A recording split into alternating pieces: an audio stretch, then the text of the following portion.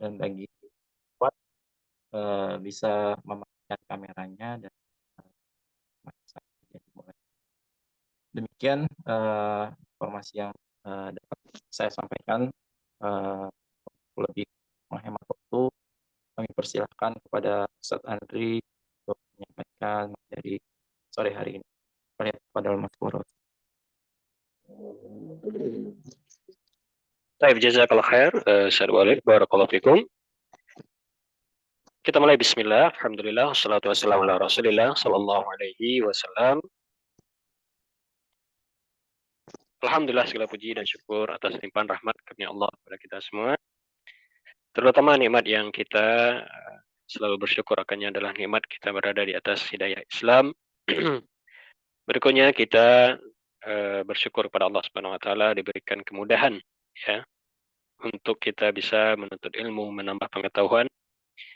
Ini adalah di antara amalan yang bernilai jihad di jalan Allah Subhanahu wa taala adalah ketika seseorang meluangkan waktunya untuk menuntut ilmu. Kata Nabi sallallahu alaihi wasallam, "Man kharaja fi talabil ilmi fahuwa fi sabilillahi hatta yarji'." Artinya siapa yang keluar untuk menuntut ilmu, Allah jadikan dia di jalan Allah ya, berada di fi sabilillah. Maka kita berharap Allah Subhanahu wa taala semoga majelis ilmu yang kita hadiri baik di kajian online maupun offline ini bisa menjadi wasilah ya untuk kita bisa dekat ke agama kita dan menjadi wasilah yang mengantarkan kita ke surga yang penuh kenikmatan yang abadi. Taib kaum muslimin dan muslimat pendengar kajian online dua pekanan dari Ruko. Insyaallah pada sore ini kita akan membahas tentang fikih asyam ya. Yang mana kita membaca atau mengambil dari kitab Al-Fiqh Al-Muyassar yaitu fikih Muyassar. Kemarin kita sudah memulai dari kitab Thaharah ya dan sudah mau hampir selesai. Setelahnya kita akan mau masuk kitab salat tapi berhubung kita mau sebentar lagi akan berjumpa Ramadan, maka insyaallah kita skip sejenak untuk kitab salat, kita masuk ke pembahasan tentang fikih puasa. Ya, insyaallah kita jadikan 3 pertemuan lagi sebelum Ramadan ini untuk membahas fikih Ramadan. Tapi sebelum kita masuk ke pembahasan kita, ada beberapa hal yang patut kita jadikan pelajaran dan ibarah berkaitan dengan ilmu yang sedang kita pelajari pada sore hari ini. Artinya apa? Kenapa kita mesti mempelajari yang namanya fikih puasa ya? Kenapa kita harus bersiap-siap? Maka di antara sebab adalah karena Ramadan ya adalah uh, salah satu dari rukun Islam. Ya, setelah syahadat, setelah sholat, maka rukun Islam yang berikutnya adalah berpuasa di bulan Ramadan. Karena dia rukun, maka tidak akan sempurna suatu rukun kita kerjakan kecuali dengan ilmunya. Sebagaimana tidak sempurna sholat kecuali dengan ilmu, begitu juga Ramadan harus kita ilmui supaya puasa kita bernilai sempurna di sisi Allah Subhanahu wa taala. Ini di antara sebab. Sebab yang kedua karena dia adalah ibadah yang datangnya pun tidak sering ya. Ibadahnya datang sekali setahun. Ya, hanya di bulan Ramadan saja dari 12 bulan yang kita punya dari bulan-bulan Islam. Maka sebagaimana tamu yang agung ya mau datang ke tempat kita ya, maka selayaknya kita untuk mempersiapkan ya apa yang bisa kita persiapkan. Maka Ramadan atau bulan Ramadan adalah tamu yang agung bahkan dia sangat agung. Ya, karena yang akan datang kepada kita bukanlah tamu biasa yang ibaratnya datang kepada kita tidak membawa apa-apa, tapi dia adalah tamu yang datang kepada kita mengantarkan kepada kita banyak hadiah, banyak kelebihan, banyak keberkahan. Maka tentu perlu kita bersiap-siap. Dan di antara sebab juga karena teladan dari para ulama kita, sebenarnya disebutkan dalam beberapa literatur kitab, bahwasanya orang-orang soleh sebelum kita, sebelum datang Ramadan, itu mereka sudah berdoa 6 bulan sebelumnya. Ya, di antara doa mereka adalah Allahumma balighna Ramadan. Ya. Artinya berdoa kepada Allah semoga dijumpakan dengan bulan Ramadan. Ya, maka ini di antara sebab. Dan di antara sebab berikutnya karena keberkahan, kemuliaan yang dimiliki bulan Ramadan itu, maka tentu kita tidak ingin ya bulan Ramadan pergi begitu saja tanpa kita mempersiapkan dengan sebaik-baiknya. Dan kita juga tidak ingin Ramadan yang kita jalani di tahun sekarang ini sama dengan Ramadan-Ramadan sebelumnya. Tentu kita ingin selalu ada peningkatan dari setiap Ramadan yang kita jumpai. Maka kaum muslimin rahimani wa rahmatullah, di antara persiapan tersebut adalah dengan mempelajari fikih puasa. Baik, kita lihat di sini di kitab Fikih Al-Muyassar, ya kita masuk ke pembahasan kitab As-Siyam. Ya. Al-Babul Awal, bab pertama dari kitab Siyam, ya. Jadi di sini ada beberapa pembahasan yang akan dibahas. Yang pertama adalah fi muqaddimatis Siyam wa fihi masail. Itu pengantar tentang puasa dan di sini ada beberapa permasalahan yang perlu kita ketahui. Al-mas'alatul ula, permasalahan pertama adalah ta'rifus siyam wa bayanu arkani. Yaitu definisi dari puasa dan penjelasan tentang rukun-rukunnya. Artinya apa makna dari puasa? Maka di sini disebutkan as-siyamu fil lughati al-imsaku anisyai. Berpuasa secara bahasa artinya menahan dari sesuatu. Artinya as-siyam artinya al-imsak. Ya, puasa ya, di kita diartikan puasa ya, tapi as-siyam itu artinya imsak, artinya menahan. Wa fi syar'i, dan makna puasa secara istilah al-imsaku anil akli wa syurbi wa sairil muftirat ma'an niyati min tulu'il fajri as-shadiq ila ghurubi syamsi. Ya, menahan diri dari makan, dari minum, dan dari semua yang membatalkan disertai dengan niat dari terbit fajar as-shadiq, ya fajar yang sebenarnya, karena fajar ada dua, ada yang kadzib, ada yang shadiq, sampai terbenam matahari. Ini makna dari puasa. Baik. Lalu apa makna Ramadan? Ya, karena dinamakan puasa Ramadan. Ya, Ramadan dinamakan puasa Ramadan tentu alasannya karena puasa ini dilakukan di bulan Ramadan. Ya, Ramadan adalah nama dari bulan-bulan Hijriah yang 12 ya, dari Muharram, Safar, Rabiul Awal, dan dia bulan ke-8 dari bulan Islam. Nah, maka perlu juga kita tahu kenapa dinamakan bulan Ramadan ya. Banyak sebab disebutkan oleh para ulama dalam kitab-kitab mereka, tapi kita ambil dua sebab utama. Yang dinamakan Ramadan ya diambil dari kata ro mim dot ya, ro ma do ya. Alif dan nun itu tambahan. Ya, Ramadan di dalam bahasa Arab itu maknanya syiddatul har ya. Artinya kondisi yang sangat panas ya. Maka kenapa dinamakan Ramadan? Di antara sebab pertama menyebutkan karena ketika orang-orang yang hidup di zaman itu ya ingin menamai bulan-bulan Islam atau bulan-bulan yang mereka jalani, maka bertepatan penamaan bulan ini dengan kondisi yang sangat panas, yaitu di musim panas. Maka dinamakanlah bulan Ramadan. Ya, maka dari sini kata mereka, penamaan-penamaan bulan Islam itu bertepatan dengan kondisi-kondisi yang mereka jalani. Nah, seperti penamaan bulan Zulhijjah, ya, karena bertepatan dengan musim haji. Ya, seperti itu ya. Ya, ini diantara sebab. Atau penamaan bulan Rabiul Awal, ya, karena ketika penamaan ini, ketika itu bertepatan dengan musim Rabi'. Ya, Rabi' itu musim semi ya. Nah, Ramadan bertepatan dengan musim panas ketika itu. Ya, bukan berarti bulan Ramadan itu selalu di musim panas, karena bulan selalu berganti. Ya, karena bulan Islam itu perhitungannya bulan, bukan perhitungannya matahari ya. Maka kita dapati bulan Ramadan itu kadang di musim panas, kadang di musim semi, kadang di musim dingin. Ya. Sebagaimana sekarang Ramadan kita sudah mendekati musim semi. Ya, boleh jadi nanti Ramadan akan sampai di musim dingin nanti. Maka ini sebab pertama. Sebab kedua, kenapa dinamakan Ramadan? Karena dia turmiduz dzunub ya, atau tuhriquha. Karena dia membakar dosa-dosa. Ya, dinamakan Ramadan karena bulan ini atau puasa Ramadan itu bisa menggugurkan dosa-dosa kita. Baik. Ini permasalahan pertama berkaitan dengan Ramadan. Yang kedua, arkanuhu, rukun puasa. Ya, di sini disebutkan. Ya, rukun puasa ada dua. Al-awwal al-imsaku anil muftirat min tulu'il fajri ila ghurubi syamsi, yaitu menahan diri dari yang membatalkan, dimulai dari terbit fajar sampai terbenam matahari. Ya, ini rukun yang pertama. Jadi tidak sah puasa kalau dia tidak menahan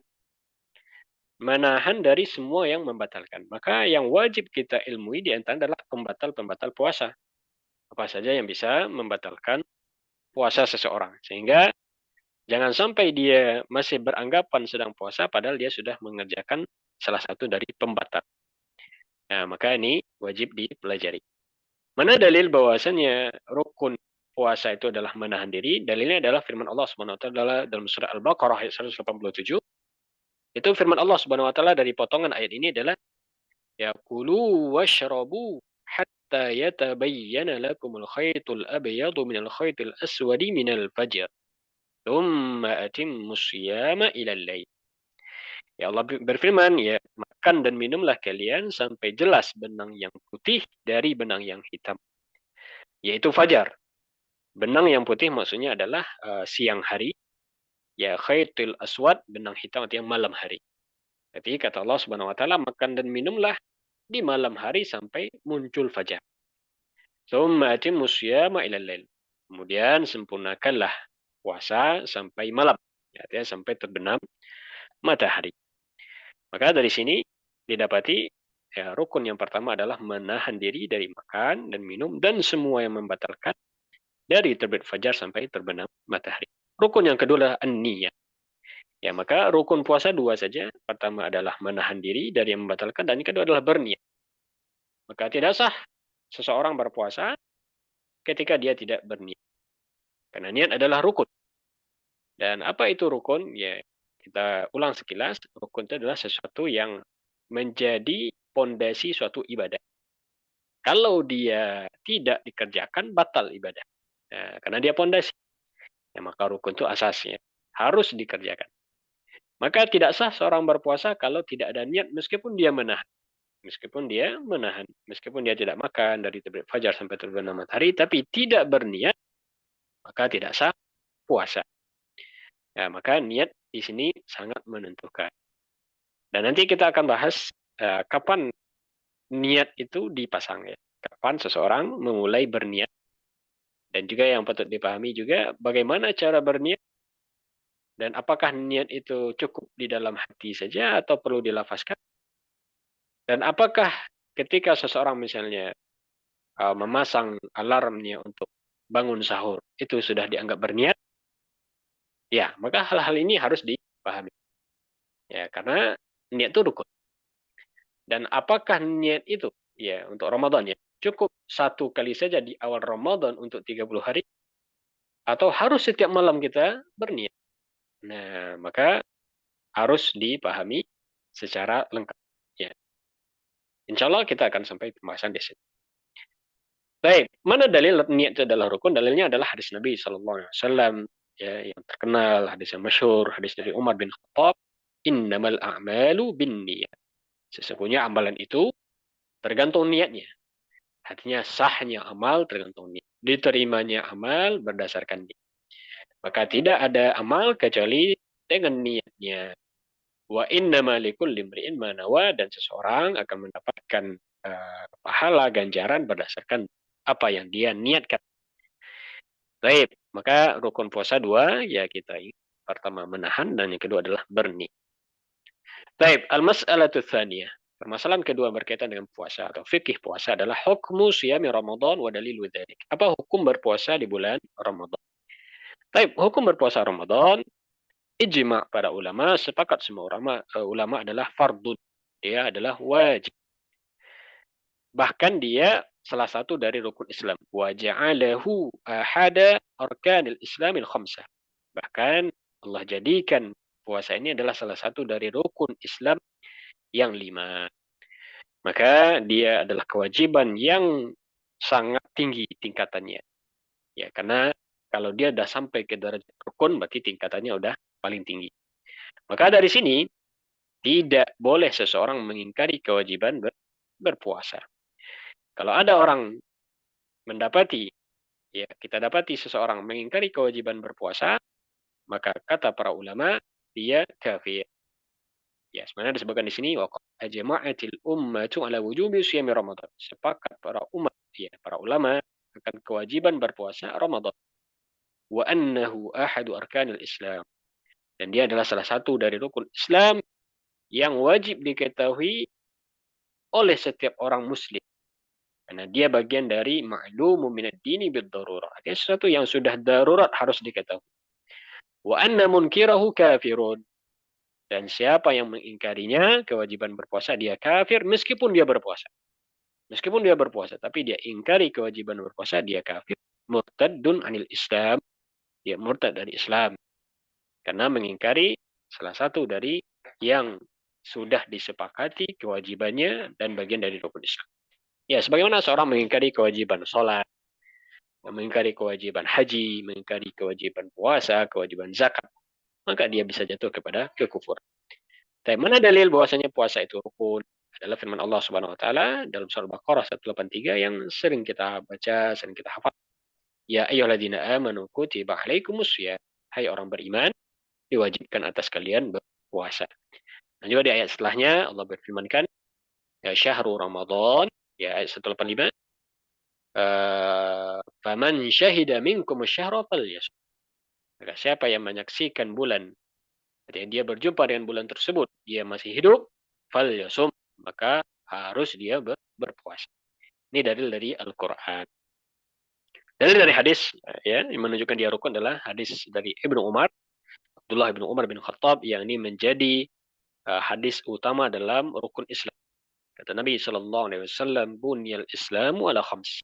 Islam dibangun di atas 5 perkara. Di antaranya adalah wa saumi Ramadan, wa saumu Ramadan, dan berpuasa di bulan Ramadan. Taib, maka ini adalah sesuatu yang sudah disepakati, dia wajib dan dia adalah bagian dari rukun Islam yang 5. Al-mas'alatu tsalitsah, permasalahan berikutnya yang akan kita pahami di fikih puasa adalah aqsamus siyam. Aqsamus siyam artinya pembagian puasa. Asyamu qisman, ya. Puasa ada 2 macam, adalah puasa wajib dan puasa sunnah, tatawwu. Taib, ada berapa macam puasa wajib? 3, saumu Ramadan. Ini kewajiban puasa wajib yang pertama, dan dia adalah yang rukun. Itu berpuasa di bulan Ramadan. Puasa wajib yang kedua, saumul kafarat, yaitu berpuasa yang jenisnya kafarat. Ya, kafarat maknanya denda, ya. Ya, seseorang melakukan pelanggaran, lalu dia dikenakan denda. Dan di antara bentuk denda di dalam syariat adalah berpuasa. Ya, contohnya misalnya seseorang melanggar larangan berburu, ya, ketika ihram, maka dia wajib bayar kafarat. Yang antara kafarat adalah berpuasa. Seseorang melanggar sumpah, ya, dia bersumpah lalu dia melanggarnya, maka dia wajib bayar kafarat. Yang antara kafarat adalah berpuasa. Seseorang berjima di bulan Ramadan, ya, melakukan hubungan suami istri di siang Ramadan, ya, maka dia wajib bayar kafarat. Di antara kafarat adalah berpuasa. Ya, maka puasa ketika itu bagi orang yang melanggar adalah wajib hukumnya. Puasa wajib yang ketiga adalah puasa nazar, ya. Seseorang bernazar, ya, kalau mendapatkan sesuatu atau selamat dari sesuatu, maka dia berpuasa misalnya. Maka dia wajib atasnya berpuasa. Ya, menjadi tanggungan baginya untuk melaksanakan nazarnya. Tapi pembahasan kita di sini hanya fokus di permasalahan tentang fikih Ramadan, ya, karena berkaitan dengan kitabus syiyam, artinya syiamu Ramadan. Jadi kita tidak bahas tentang puasa kafarat atau puasa nazar. Tapi selain dari puasa yang 3 ini, maka semuanya adalah puasa sunnah. Hukumnya sunnah. Maka puasa Senin Kamis sunnah. Puasa Nabi Daud sunnah. Puasa Ashura, puasa Arafah, ya, itu semuanya sunnah. Ya, maka ini yang wajib kita ilmui dan pahami. Taib, al-mas'alatul rabi'atu, ya, fadlu siyami syahri Ramadan. Keutamaan berpuasa di bulan Ramadan. Taib, kaum muslimin rahimani wa rahimakumullah. Ya, sebelum kita melaksanakan suatu ibadah, ya, maka di antara suatu yang wajib kita atau yang harus kita ketahui adalah mengenal yang namanya fadilah. Mengenal yang namanya fadilah. Ya, artinya ketika kita tahu fadilah suatu amal, maka kita punya motivasi untuk beramal. Dan ini yang seharusnya menjadi acuan dasar atau ilmu yang menjadi motivasi kita sebelum beramal. Artinya ketika kita dituntut beramal dalam agama kita, maka hendaklah kita mencari fadilahnya. Dan ini bentuk rahmat Allah kepada kita. Ya, tidak ada amalan yang disyariatkan, baik hukumnya wajib atau sunnah, kecuali sudah disebutkan fadilah. Ya, baik dari Al-Quran atau dari hadis Nabi Sallallahu Alaihi Wasallam. Ya, kenapa? Apa sebabnya? Ya, motivasi. Ya, karena namanya manusia ini kalau belum ada janji yang disebutkan untuk suatu perintah, kurang semangat untuk beramal. Allah tahu tentang sifat manusia, maka diberikanlah fadilah. Termasuk puasa ya. Maka puasa Ramadan ini bukan ibadah yang diwajibkan begitu saja. Tapi Allah sudah sebutkan melalui lisan Nabi-Nya Sallallahu Alaihi Wasallam tentang keutamaan-keutamaan Ramadan. Sehingga dengan itu bisa kita termotivasi. Baik, di sini tentu disebutkan beberapa saja. Karena kalau disebutkan semua ini sangat panjang sekali, sangat banyak sekali, dan itu bisa kita dapati di buku-buku atau di ceramah-ceramah para ustadz, para ulama, ya tentang fadilah Ramadan. Tapi kita ambil apa yang ada di sini, di antara keutamaan berpuasa Ramadan, hadis dari Abu Hurairah, ya riwayat Imam Bukhari dan Muslim, Nabi SAW mengatakan, "Man qama lailatul qadri imanan wa ihtisaban, ghufira lahu ma taqaddama min dhanbi. Wa man shama Ramadan imanan wa ihtisaban, ghufira lahu ma taqaddama min dhanbi." Ya, siapa yang berdiri di malam Lailatul Qadar karena iman. Iman artinya dia memang berpuasa itu dorongannya iman. Ya, berarti lawannya adalah bukan karena iman. Ada orang berpuasa dorongannya bukan karena imannya kepada Allah dan kepada Nabi, kepada hari akhir. Artinya dorongannya bukan iman, motivasi berpuasa bukan iman. Nah, ketika kita berpuasa atau ketika kita melakukan qiyam, maka hendaklah yang melandasi amal kita itu adalah berdasarkan iman. Ya. Wahtisaban. Mana ihtisab? Apa itu ihtisab? Ihtisaban maknanya adalah roja. Ihtisab artinya roja. Artinya kita berpuasa atau melakukan qiyam memang mencari semata-mata berharap pahala dari Allah Subhanahu wa taala. Maka ihtisaban di sini mengandung makna ikhlas ya. Artinya dia ibadah bukan karena dorongan yang lain, bukan karena dorongan yang lain. Tapi memang karena iman dan ihtisaban. Baik. Maka kata Nabi Shallallahu Alaihi Wasallam, diampuni semua dosa yang telah berlalu. Diampuni semua dosa yang telah berlalu.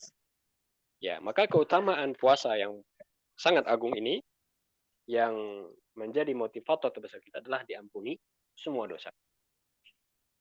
Ya, dan inilah yang melandasi seseorang berpuasa itu penuh semangat. Karena ada harapan diampuni dosa.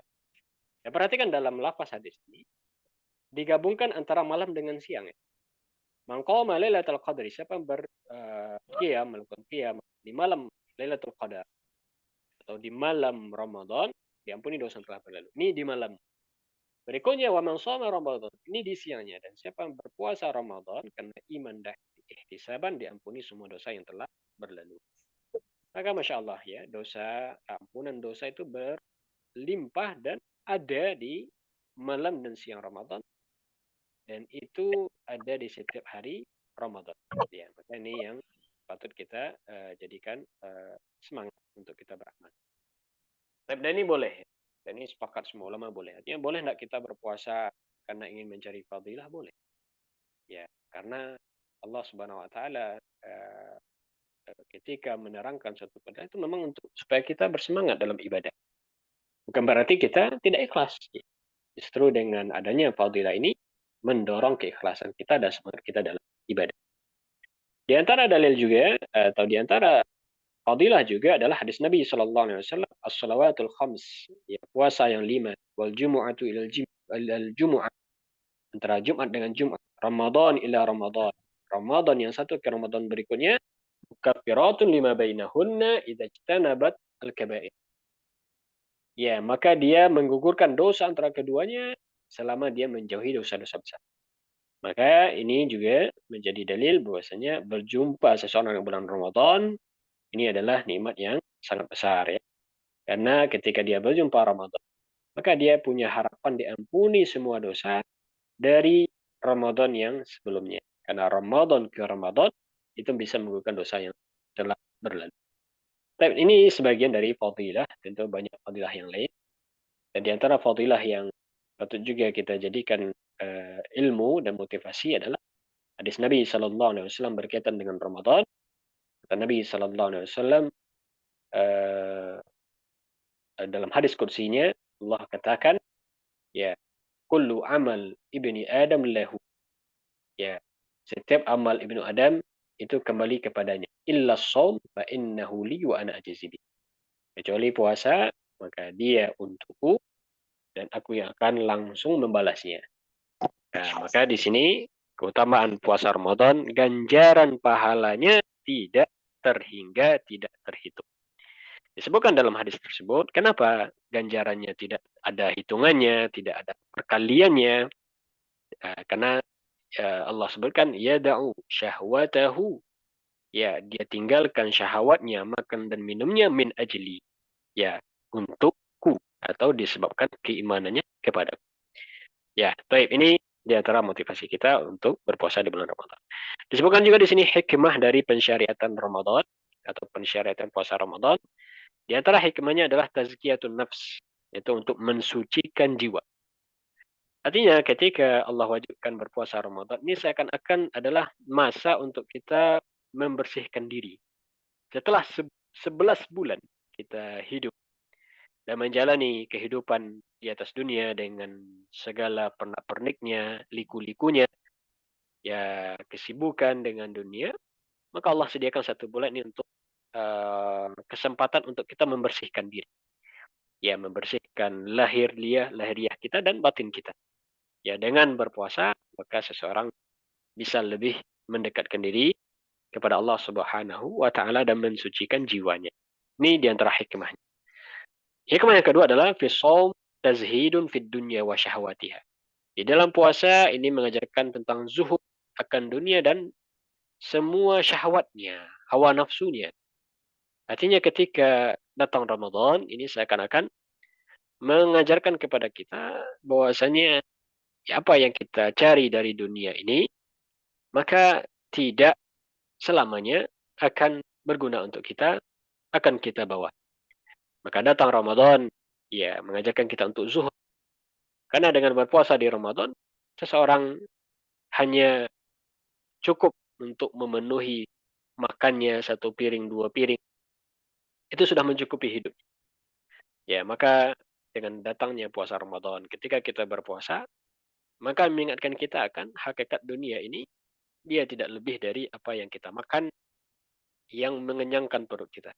Selebihnya adalah tambahan, selebihnya adalah takatsur, bermegah-megahan, berlomba-lomba untuk mencari yang terbanyak. Ya, tapi dengan datang Ramadan, ini memotivasi kita untuk zuhud. Wa targhibun fil akhirah. Dan memotivasi kita untuk dekat kepada akhirat. Ya, mengajarkan seseorang untuk mengingat akhirat dan banyak bersyukur akan nikmat Allah Subhanahu wa taala. Ila ghairi dzalika dan hikmah-hikmah yang lain. Baik, berikutnya al-mas'alatul khamisah, syurutu wujubi siyami Ramadan. Syarat wajib berpuasa Ramadan. Baik, ini yang perlu kita ketahui dari berpuasa adalah syarat wajib. Apa itu syarat wajib? Ya, satu hal yang patut kita ketahui dalam ibadah kita, ya ibadah apapun, ya terutama yang kewajiban, itu ada 2 syarat. Ya, ada namanya syarat wajib, ada namanya syarat sah. Bedanya atau maknanya, apa itu syarat wajib? Syarat artinya ketentuan yang harus dipenuhi. Ya. Sebelum ibadah itu namanya syarat. Ketentuan yang harus dipenuhi seseorang sebelum ibadah. Kalau syarat wajib, artinya ketentuan ini harus dipenuhi oleh seseorang supaya dia dikenakan kewajiban ibadah tersebut. Bahasa mudahnya, syarat wajib itu artinya kepada siapa ibadah tersebut diwajibkan. Ya, artinya ketika seseorang memenuhi kewajiban tersebut, maka dia tidak boleh meninggalkannya. Kalau dia meninggalkannya, berarti dia berdosa. Maka syarat wajib puasa ada berapa? Di sini disebutkan yang pertama adalah al-Islam. Ya. Maka ketika seseorang Islam, dia wajib berpuasa. Berarti orang yang tidak Islam tidak wajib berpuasa. Orang Islam wajib. Orang tidak Islam tidak wajib. Fala yajibu wala yasihhu siyam minal kafir. Tidak wajib dan tidak sah puasa dari orang kafir. Lianna siyama ibadah. Karena puasa itu adalah ibadah. Wal ibadah la tasihhu minal kafir. Dan ibadah tidak sah dari orang kafir. Fidha aslama la yalzam biqada' ma fatahu. Kalau orang kafir Islam, maka tidak mesti dia mengqada' apa yang tertinggal dari semua ibadah. Baik, di sini ada beberapa catatan yang patut kita pahami. Orang kafir, apakah dia wajib puasa? Jawabannya tidak. Karena dia tidak Islam. Ya, karena wajib, karena puasa itu wajib bagi orang Islam. Baik, kalau dia tetap puasa, apakah sah? Maka jawabannya tetap juga tidak sah.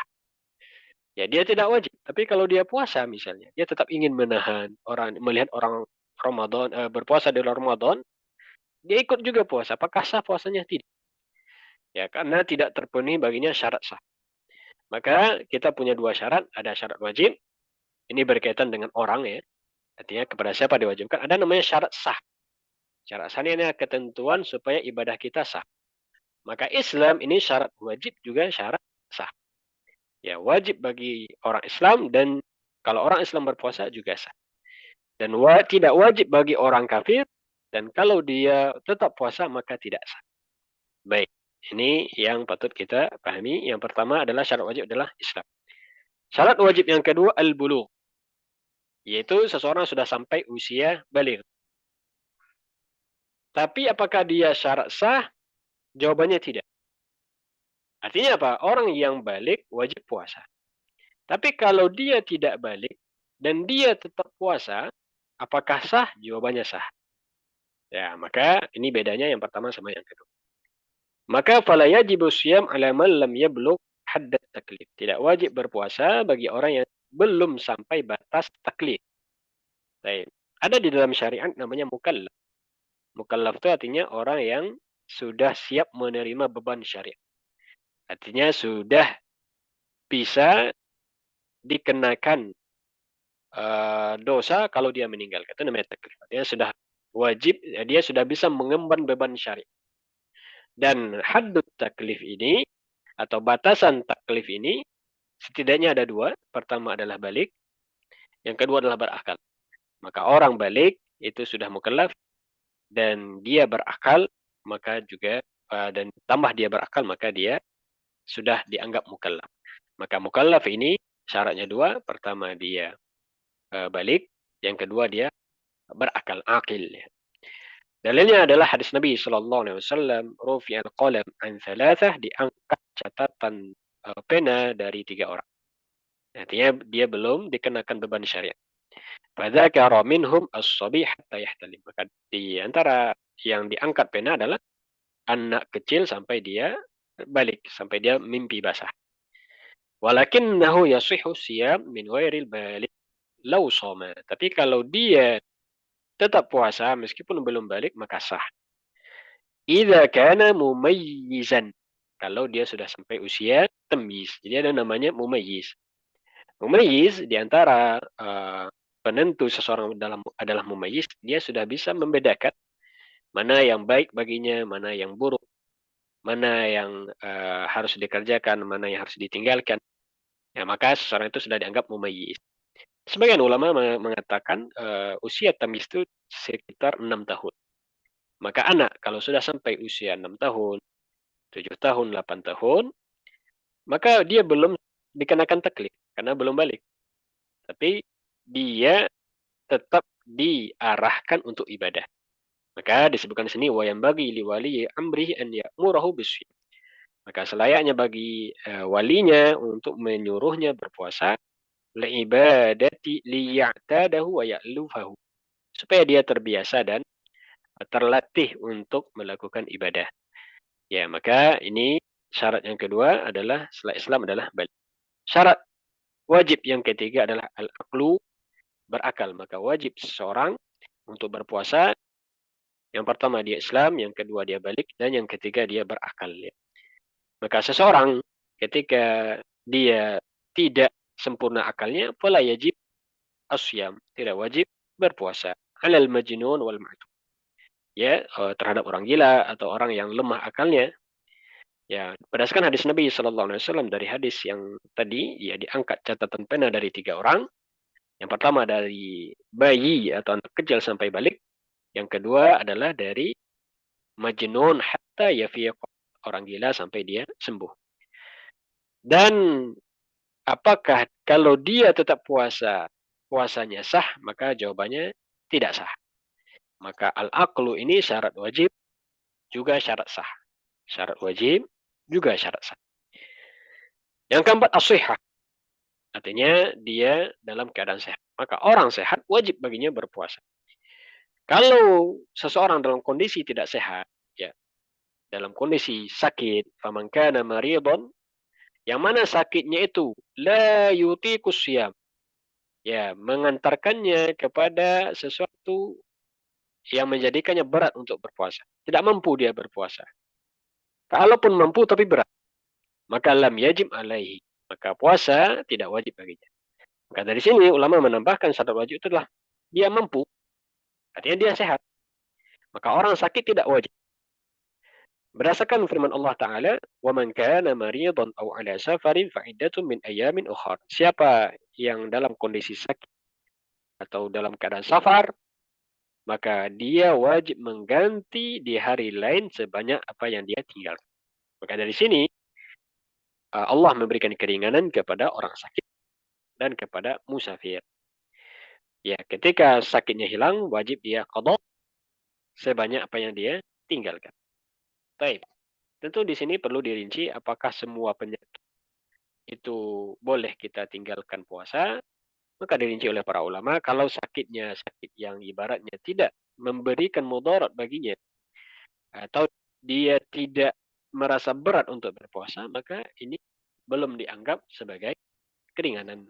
Tetap wajib bagi seorang untuk berpuasa. Sakit yang menjadikan dia tidak wajib adalah sakit yang memang memberatkan baginya untuk berpuasa. Tapi kalau dia tetap berpuasa, maka apakah puasanya sah? Sah. Ya, artinya dia tidak wajib qada. Maka di sini bisa kita dapati sehat atau mampu ini syarat wajib, tapi bukan syarat sah. Kalau kita katakan dia syarat sah, berarti orang sakit tetap puasa, berarti dia tidak sah. Jawabannya bukan. Maka orang sehat wajib puasa dan sah puasa. Orang sakit tidak wajib puasa, tapi kalau dia tetap puasa, maka sah puasanya. Maka kita bedakan ya, ada syarat wajib, ada syarat sah. Ya, sehat itu syarat wajib, tapi bukan syarat sah. Baik. Yang kelima, al-iqamah, ya, artinya mukim. Al-iqamah itu mukim. Lawannya musafir, artinya dia memang berada di negeri tempat tinggalnya ketika hari Ramadan tersebut. Maka la yajibu shaumu 'alal musafir. Tidak wajib berpuasa bagi musafir. Orang musafir tidak wajib puasa. Dalilnya adalah ayat yang tadi. Man kana maridun aw 'ala safar fa iddatun min ayyamin ukhra. Siapa yang sakit atau safar, maka wajib mengganti di hari yang lain sebanyak apa yang dia tinggalkan dari puasanya ketika bersafar. Tapi kalau orang musafir tetap puasa, apakah puasanya sah? Sah. Sebenarnya disebutkan di sini, kalau somal musafiru sah, sahha siyamuhu. Kalau orang musafir tetap puasa, maka sah puasanya. Baik. Kalau dia tidak puasa, wajib qada ya sebanyak apa yang dia tinggal. Berarti iqamah atau mukim ini syarat wajib, bukan syarat sah. Apakah setiap musafir dia boleh tidak berpuasa? Jawabannya boleh. Selagi seseorang sudah dianggap musafir, ini sudah dibahas di pembahasan kita sebelumnya, batas seseorang dikatakan musafir ya. Kita ulang sekilas, seseorang dikatakan musafir, ya, pendapatnya lebih kuat adalah ketika dia sudah mencapai jarak safar. Jadi musafir itu hitungannya jarak. bukan hitungannya kemampuan atau keletihan. Ya, karena ada sebagian orang mengatakan, oh, antum tetap wajib puasa karena antum tidak letih katanya. Jawabannya tidak. Musafir itu hitungannya jarak. Berapa jarak seorang dianggap musafir? Ya, maka yang setelah dihitung-hitung oleh kebanyakan para ulama, ya, di antara mazhab Imam Syafi'i adalah ketika sampai batasan 85 kilometer lebih kurang. Seseorang ketika dia melakukan perjalanan dan sudah melewati batas 85 kilometer, maka dia sudah musafir. Maka dia punya rukhsah di dalam syariat. Di antara rukhsah yang dia bisa terima adalah dia boleh mengqasar sholat dan boleh menjamak. Artinya dia boleh jamak qasar. Dan dia boleh tidak berpuasa Ramadan. Dan ini sepakat ulama. Seorang musafir boleh tidak puasa. Mereka khilafnya di mana? Mana yang afdal, mana yang lebih utama. Tetap berpuasa atau tidak berpuasa. Ini baru dirinci oleh para ulama. Tapi hukum asal dia boleh tidak berpuasa. Artinya kalau dia tidak berpuasa ketika musafir, dia tidak berdosa. Dia tidak punya tanggungan dosa apapun. Hanya saja dia punya beban wajib mengqadha. Taib yang terakhir, syarat wajib adalah al-khuluwu minal haidwi wan nifas. Ini bagi wanita adalah seseorang wanita bersih suci dari haid dan nifas. Maka haid atau wanita haid dan wanita nifas tidak wajib berpuasa. Tapi pertanyaan, kalau dia tetap puasa, apakah sah? Jawabannya tidak sah. Berarti apa? Suci dari haid dan nifas, syarat wajib juga syarat sah. Syarat wajib juga syarat sah. Tidak wajib bagi wanita haid dan juga tidak sah. Bahkan yuharramu alaihima, bal yuharramu alaih. Bahkan diharamkan berpuasa bagi keduanya, sebagaimana wanita haid diharamkan sholat. Artinya kalau dia tetap berpuasa, meskipun dia haid, dengan anggapan puasanya itu bisa mendapatkan pahala, meskipun haid, maka justru dosa yang dia dapat. Karena haram baginya berpuasa dalam kondisi haid dan nifas. Ya, dalilnya adalah hadis Nabi SAW. Bukankah wanita haid tidak sholat dan tidak puasa, maka ini menunjukkan bagian kekurangan agamanya. Ini dalil bahwasanya wanita haid tidak sholat dan juga tidak puasa. Bedanya antara sholat dengan puasa, wanita haid kalau sholat tidak diqadha, meninggalkan sholat karena haidnya, tapi untuk puasa dia wajib qadha. Wa yajibul qadha alaihima. Wajib qadha. Jadi sebanyak hari yang ditinggalkan dari haidnya dia wajib qadha. Liqauli Aisyah, berdasarkan hadis Aisyah, kana yusibuna dzalik. Ya, artinya kita di zaman Nabi pun seperti ini. Ya, kita nu'maru biqada'is shaum, kita diperintahkan mengqadha puasa, wala nu'maru biqada'is shalat. Dan kita tidak diperintahkan mengqadha shalat. Baik, inilah 6 syarat wajib seseorang berpuasa. Sehingga kalau seseorang padanya ada yang 6 ini wajib. Tidak ada keringanan sedikit. Dia muslim, dia balik, sudah sampai usia balik, 15 tahun ke atas itu sudah pasti balik. Lalu dia berakal, tidak gila atau tidak ma'tuh, setengah akal, ya. Yang keempat dia sehat di siang Ramadan. Yang kelima dia mukim bukan musafir. Dan yang keenam khusus bagi wanita dia tidak haid dan tidak nifas, maka wajib berpuasa.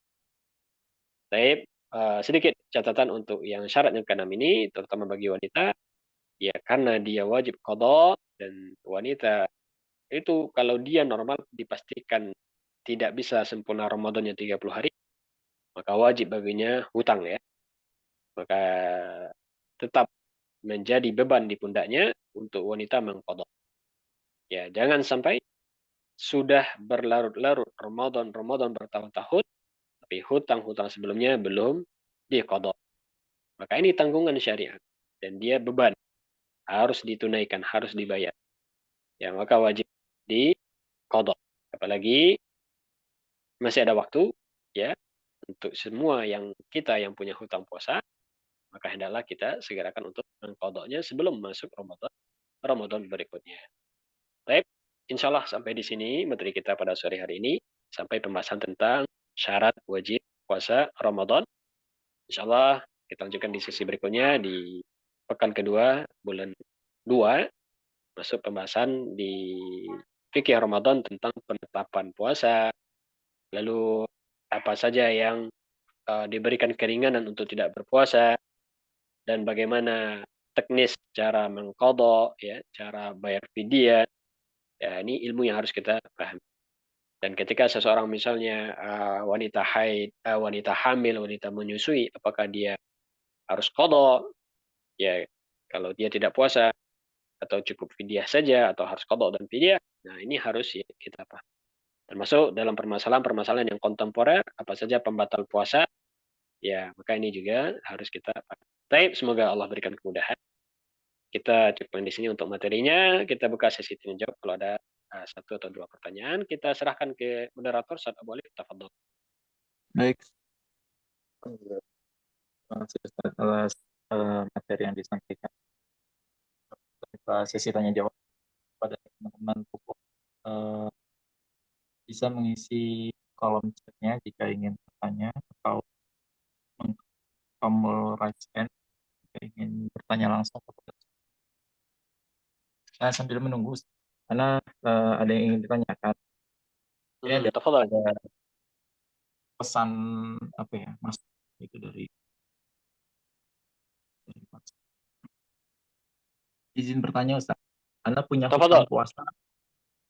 Anda punya hutang puasa 60 hari 2 kali Ramadan karena hamil dan menyusui. Nah, sepertinya ini akhwatnya. Anda Iya. sudah coba mulai mencicil mengganti puasa 6 hari dalam kurung dari 60 hari tersebut. Nah, yang mau ditanyakan dengan hutang puasa tersebut, apakah Anda juga wajib membayar fidyah juga, membayar puasa juga, atau hanya Mm-mm. puasa saja tanpa fidyah, atau cukup fidyah saja tanpa mengganti puasa? Mohon pencerahan. Nah, ya, ini yang tadi kita sebutkan.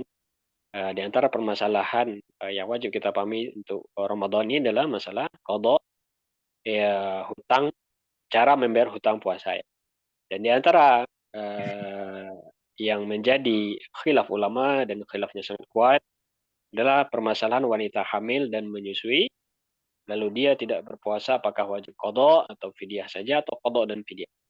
Baik, maka jawabannya di sini ada dua hal yang harus kita pahami. Pertama, wanita hamil dan menyusui dia dapat rukhsah. Artinya dia punya keringanan untuk tidak berpuasa. Sebagaimana musafir tadi. Orang musafir dia punya keringanan. Artinya kalau dia tidak berpuasa dia tidak berdosa. Selagi dia dalam kondisi hamil atau menyusui. Meskipun dia mampu. Artinya meskipun dia tetap puasa dia mampu. Baik, ini catatan pertama. Berarti dia punya rukhsah, punya keringanan. Nah, ketika dia ambil pilihan untuk tidak berpuasa, ya, apakah dia wajib qadha dan fidyah? Apalagi kalau kita lihat di beberapa kondisi wanita itu setelah hamil, hamil lagi. Setelah menyusui, hamil lagi. Dan itu bisa berlangsung bertahun-tahun. Ya, anggaplah ketika hamil, dia terkena Ramadan. Setelah melahirkan, dia baru menyusui 2 tahun. Ya, maka berarti 2 Ramadan lagi dia akan melewatinya. Selesai menyusui, dia hamil lagi. Maka begitu seterusnya. Berarti bisa jadi dia tidak mendapati Ramadan itu 5 kali atau 6 kali. Baik, maka masalah qadha atau cara menggantinya ini khilaf ulama dan khilafnya mu'tabar. Di antara pendapat pertama adalah cukup fidyah saja dan ini yang paling ringan. Pendapat yang pertama yang paling ringan ini adalah cukup fidyah saja. Ya, ini di antaranya pendapat Ibnu Umar, Ibnu Abbas. Di antara hujahnya mereka mengiaskan kepada orang yang sudah tidak mampu untuk mengqadha. Ya, karena dalam Al-Qur'an wa 'alal ladzina yutiqunahu fidyah. Orang yang tidak mampu lagi untuk berpuasa, maka dia cukup bayar fidyah.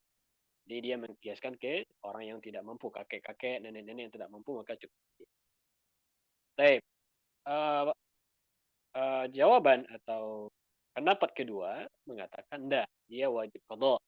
Qadha saja, wajib qadha saja. Mereka mengkiaskannya kepada orang sakit. Firman Allah Subhanahu wa taala, "Man kana maridan aw ala safarin fa iddatun min ayyam."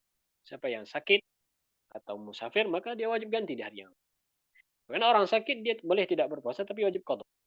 wanita hamil dan menyusui, dia lebih dekat dikiaskan kepada orang sakit. Kenapa? Karena dia mampu untuk mengqadha. Dia masih mampu untuk mengqadha. Maka mereka wajib qadha.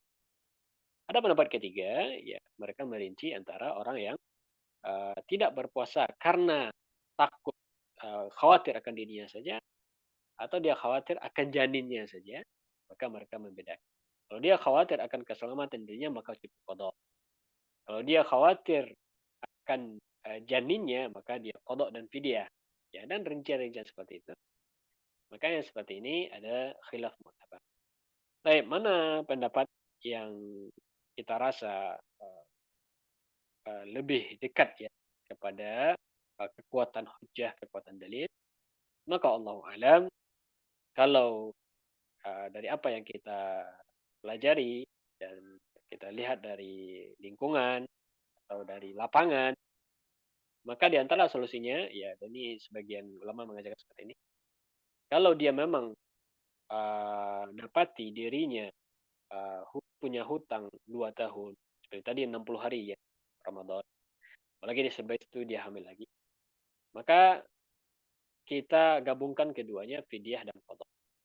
Artinya untuk membebaskan hutang awal dia fidyah, dan sehingga dia terbebas dari tanggungan asalnya. Dan dia niatkan qadha. Ya, ketika nanti dia sampai di posisi atau di kondisi tenang, maka dia sudah mulai mengangsur-angsur puasanya.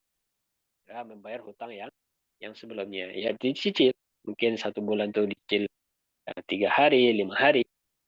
Ya, ketika dia sudah kondisi tenang, tidak dalam kondisi hamil dan menyusui. Sehingga dengan itu dia menggabungkan semua khilaf ulama, fidyah dan qadha.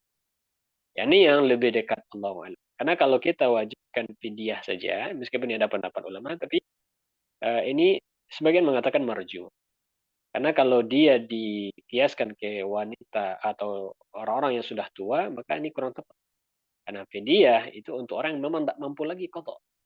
Ya, seperti orang yang sakitnya sudah bertahun-tahun, atau sakitnya tidak bisa disembuhkan lagi, atau nenek-nenek yang sudah tidak mampu lagi, ini baru fidyah. Tapi dia masih mampu qadha. Maka ini yang lebih kuat insya Allah, itu digabungkan fidyah dan qadha. Artinya qadhanya bisa diundur. Ya, ketika kondisinya sudah tenang dan mampu untuk berpuasa dengan baik. Ini Allah alam. Insya Allah nanti ada sampai pembahasan di situ, kita bisa rincikan lagi insya Allah. Baik. Barakallahu fiik Ustaz, boleh? Ada pertanyaan Nah, dari Assalamualaikum warahmatullahi wabarakatuh.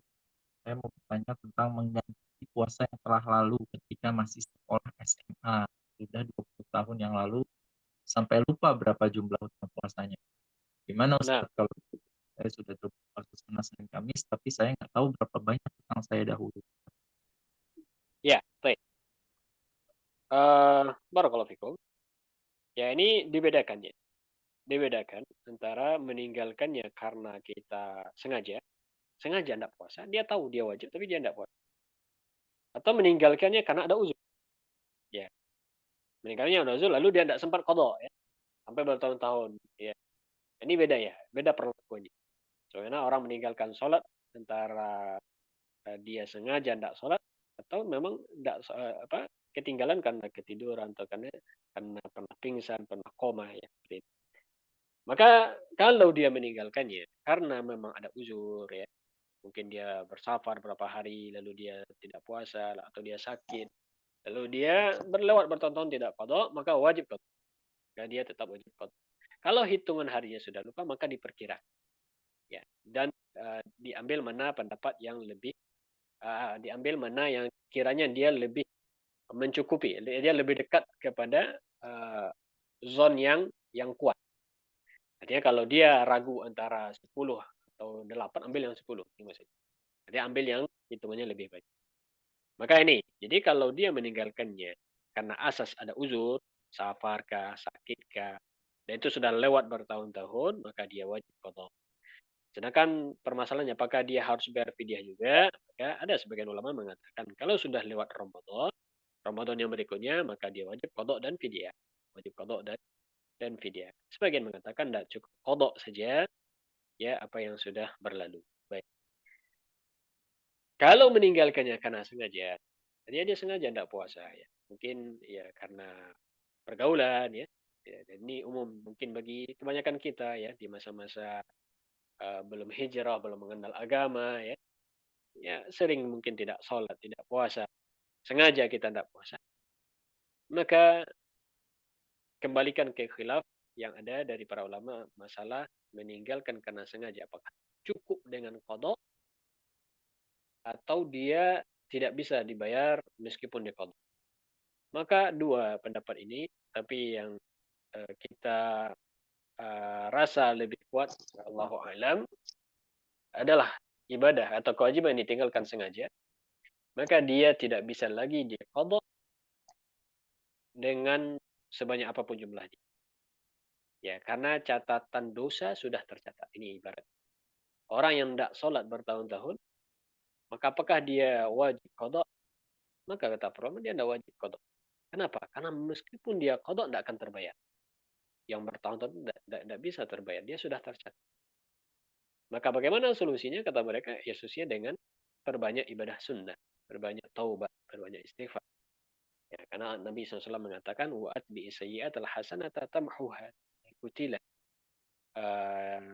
amal buruk dengan amal baik, ini saya bisa menghapusnya. Maka seperti di sini mungkin dia perbanyak puasa sunnah, ya perbanyak sedekah. Tapi sebelum itu dia perbanyak taubat dan istighfar. Ya, dan dia menyesali dosa-dosa yang dia tinggalkan.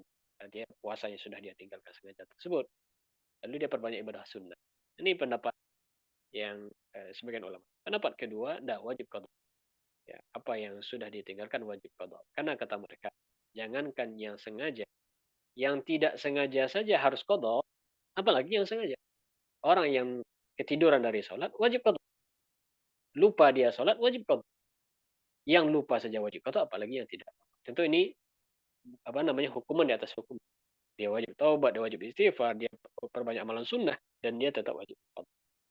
Ya, maka silakan diambil, silakan dinilai mana yang kira-kira lebih mantap hatinya.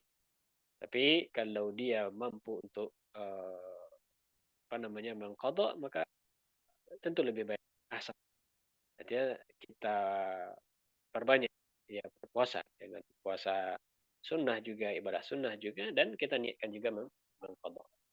Ya, tapi satu hal yang perlu diingat tidak boleh menggabungkan niat qada sama niat sunnah. Ya, kalau memang niatnya qada saja, ya jangan digabungkan dengan niat puasa sunnah Senin Kamis misalnya. Ya. Seperti itu Allahu a'lam bishawab. Barakallahu fikum.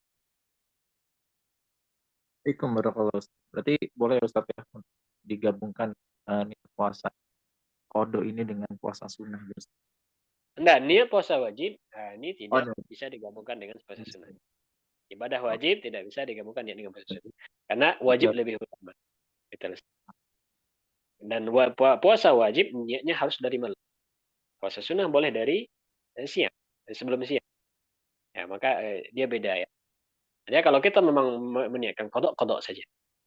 Ya. Tapi apakah misalnya kita cari hari yang bertepatan dengan Senin Kamis, boleh saja. Tidak masalah. Kita ingin mencari fadilah hari ya. Tapi tetap Fadilah hari. niatnya satu. Tidak boleh kita niatkan puasa Seninnya. Ya, niatnya kodok. Udah.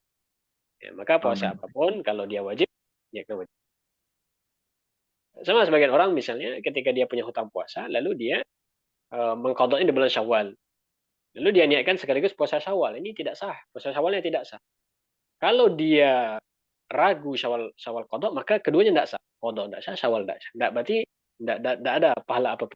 Artinya dia tidak tercatat apapun. Kodok tidak tercatat, Syawalnya pun tidak tercatat. Karena dia ragu mau kodok atau Syawal. Dia wajib memutuskan. Kalau dia kodok saja, berarti puasa Syawal belum dapat. Maka silakan kodok. Habis itu kalau ada waktu, maka tambah puasa sunnah Syawal. Seperti itu ya. Allah. Nah, Mungkin ada yang ingin bertanya lagi di kolom chat atau bertanya langsung kepada Ustaz. Satu pertanyaan lagi mungkin insya Allah sebelum kita akhiri kajian di sore hari ini.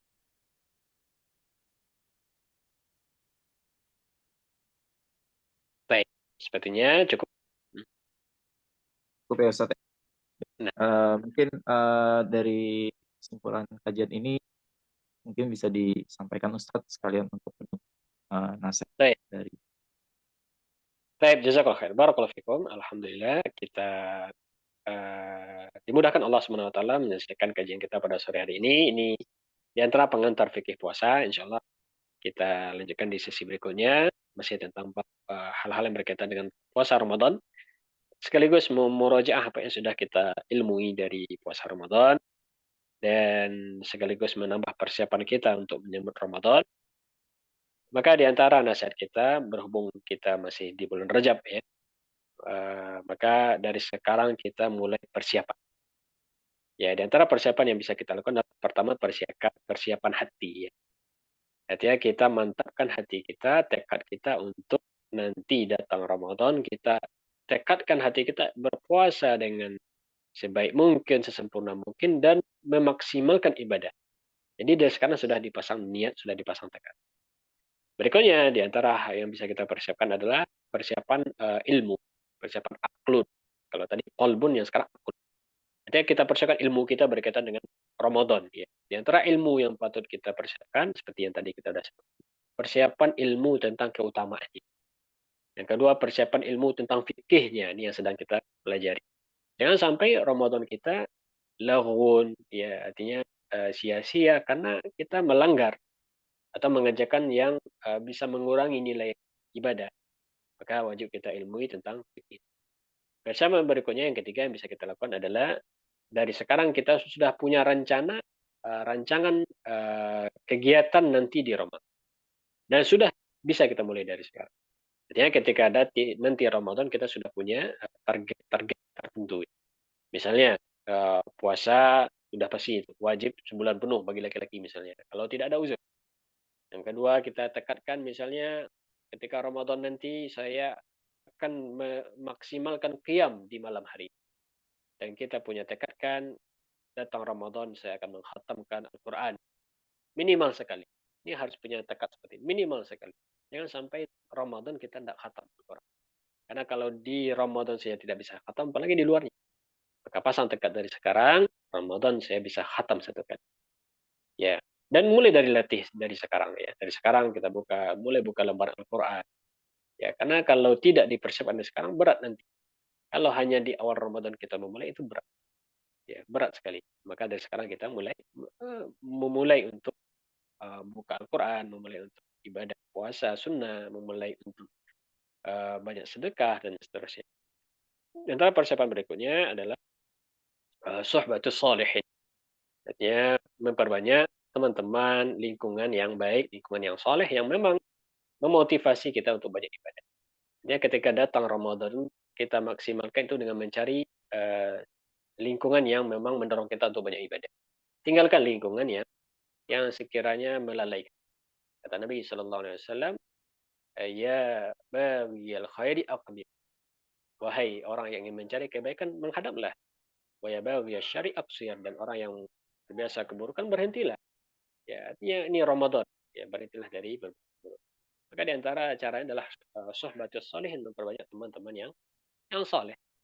Maka di antara kiatnya adalah kita bergabung misalnya dengan guru-guru kajian ya, atau guru-guru yang banyak menyampaikan nasihat ya, dan berusaha untuk menghadiri majelis ilmu itu memotivasi kita menambah iman kita.